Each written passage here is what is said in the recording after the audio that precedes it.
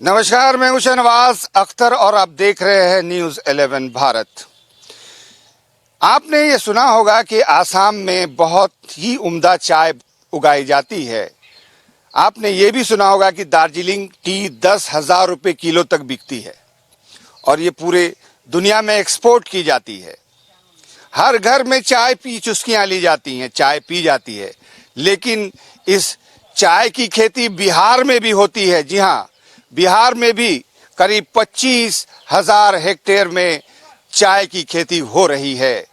जहां मैं खड़ा हूं वो किशनगंज जिले की चाय बागान है। आज से 25 साल पहले महज चंद हेक्टेयर से चाय की खेती किशनगंज में शुरू की गई थी। वो भी इसलिए कि यहाँ का वातावरण आसाम और दार्जिलिंग जैसा है, इसलिए यहाँ पर चाय की खेती आसानी से सरवाइव की जा सकती है। वही हुआ 25 साल के समय में, 25 साल के अंतराल में किशनगंज के आसपास करीब 25,000 हेक्टेयर में चाय के बागान लगे हुए हैं। सुबह सुबह हरी हरी चाय की पत्तियों को प्लक करने के लिए महिलाओं का झुंड निकलता है। उनके पीछे पीछे टोकरियों में चाय की पत्तियों को पीछे पलक करके डाला जाता है और इसी तरह देखिए ट्रकों में भरकर टी प्रोसेसिंग प्लांट में चाय पहुंचाई जाती है। और इसका भी एक टेक्निक है कि चाय बागान से टी प्रोसेसिंग प्लांट तक चाय मैक्सिमम 2 घंटे के अंदर पहुंच जानी चाहिए। सारा कमाल मॉइस्चर का है और इस पे एक बूंद पानी भी नहीं होना चाहिए। खुद इसी के मॉइस्चर से पूरे टी प्रोसेसिंग प्लांट में चाय की प्रोसेसिंग कैसे होती है, आइए देखिए।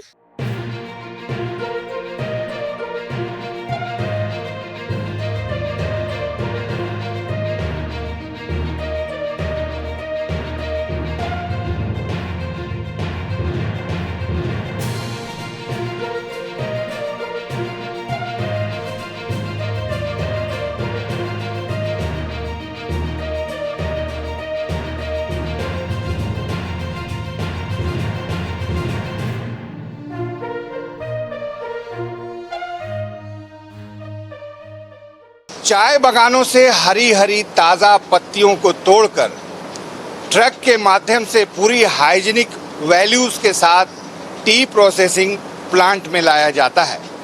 किशनगंज में इस वक्त 2 दर्जन टी प्रोसेसिंग प्लांट चल रहे हैं।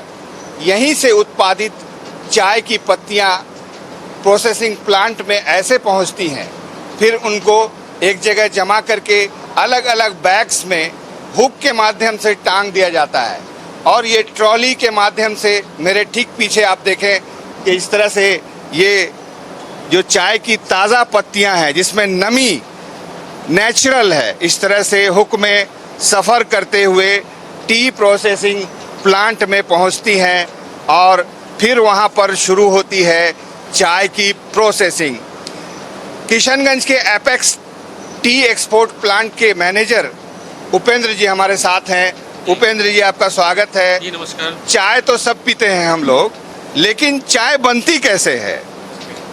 चाय की पत्तियों से चाय पत्ती कैसे बनती है, ये आप बताएंगे।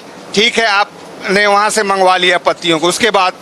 देखिए, चाय बनाने का बहुत सारा अपना अपना तरीका होता है और अगर मैं आपको डिटेल में बताने के लिए जाऊँ तो 2 दिन भी शायद कम पड़ेंगे। तो मैं आपको बेसिक चीज़ बता देता हूँ चाय बनती कैसे है। पहले तो फर्स्ट में जो गार्डन से फ्रेश लीफ आती है, जो उसका यहाँ पे वेमेंट होता है।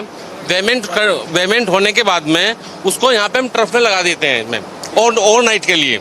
तो ओवरनाइट में जो इसका पत्ती का जो पानी होता है, जो अपना खुद का जो मॉइस्चर होता है इसमें, उसको हम 32% ओवरनाइट इसको लॉस करते हैं। देन नेक्स्ट मॉर्निंग इसको मैन्युफैक्चरिंग के लिए अंदर सीटीसी रूम में ले जाया जाता है बाय मोनोरेल। तो वहाँ पे जाके इसको पहले हम कटिंग करते हैं। कटिंग करने के बाद में घुग्गी में जाएगी, घुग्गी में दाने का शेप बनेगा इसका। उसके बाद में जो मोटा दाना होगा वो अलग निकल जाएगा, जो पतला दाना होगा वो सीएफएम के थ्रू वो अंदर चले जाएगा सीएफएम में। तो सीएफएम में क्या होता है, सीएफएम में फिर उसको फर्मेंटेशन करते हैं। फर्मेंटेशन को बोलते हैं रीऑक्सीडाइजेशन। तो वहाँ पे टाइमिंग सबका अलग अलग होता है और टाइमिंग डिपेंड करता है आपका बाहर का जो आपका जो टेम्परेचर है, टेम्परेचर कितना है। वो आप इसको 60 मिनट में भी कर सकते हैं, 120 मिनट भी लग सकती है, आपको 160 मिनट भी लग सकती है। वो डिपेंड करता है आपको टेम्परेचर के ऊपर में।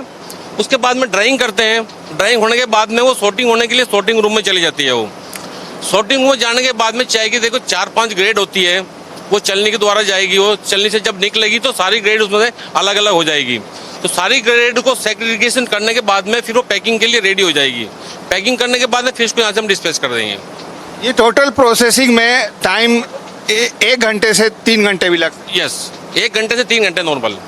अच्छा, ये जो चाय की पत्तियां यहाँ पैदा हो रही हैं, उसकी जब शुरुआत हुई थी 25 साल पहले और अब में वो पुरानी हो गई हैं, वो तो उसमें कुछ क्वालिटी बढ़ी है? देखो, चाय का पत्ता कभी भी पुराना नहीं होता है। आपने देखा होगा दार्जिलिंग में इधर उधर में जो चाय के घास अभी भी लगे हैं वो 95-100 ईयर्स ओल्ड है पेड़। यस। तो चाय का क्या होता है, इनकी एवरी ईयर इनकी प्रूनिंग करनी पड़ती है। प्रूनिंग का 5 साल का सबका टाइम होता है, 4 साल का टाइमिंग होता है, देन वो फिर नया पत्ता देता है वो।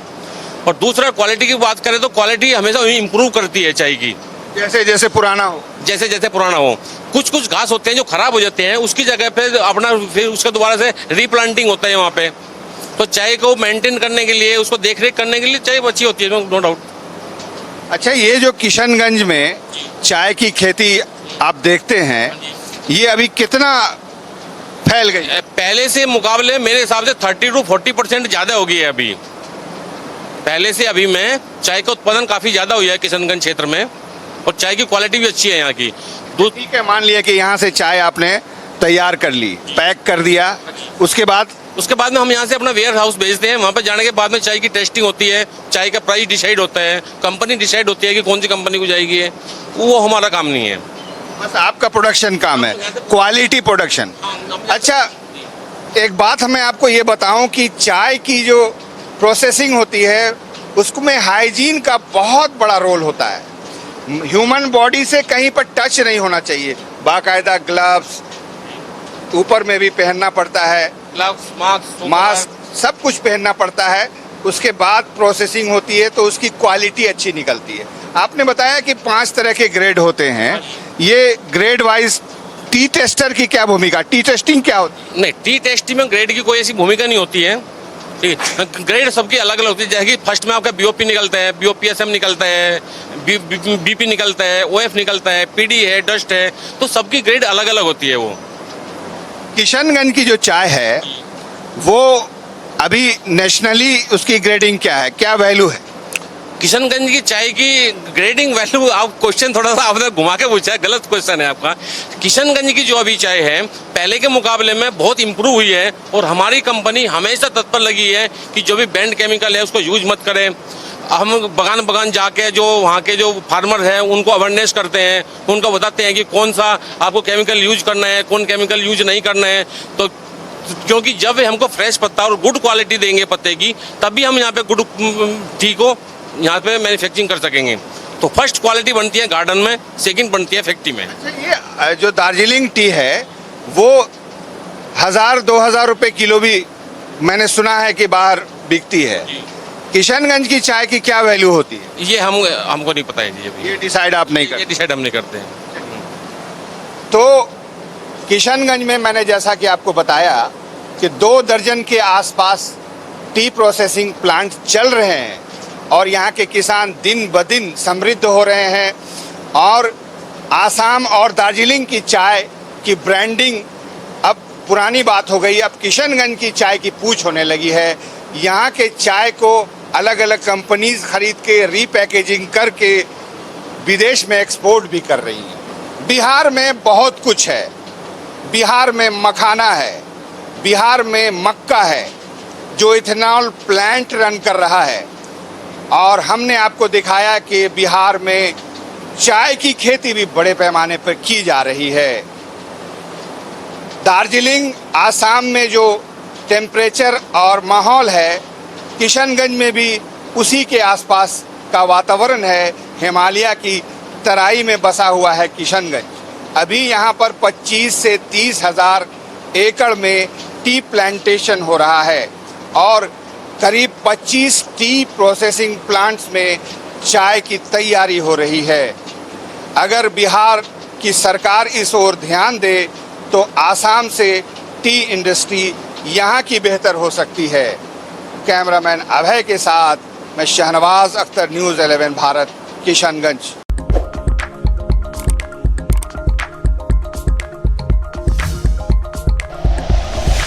Like and share videos, subscribe करें हमारा चैनल और प्रेस करें बेल आइकॉन। न्यूज़ 11 भारत, सच है तो दिखेगा।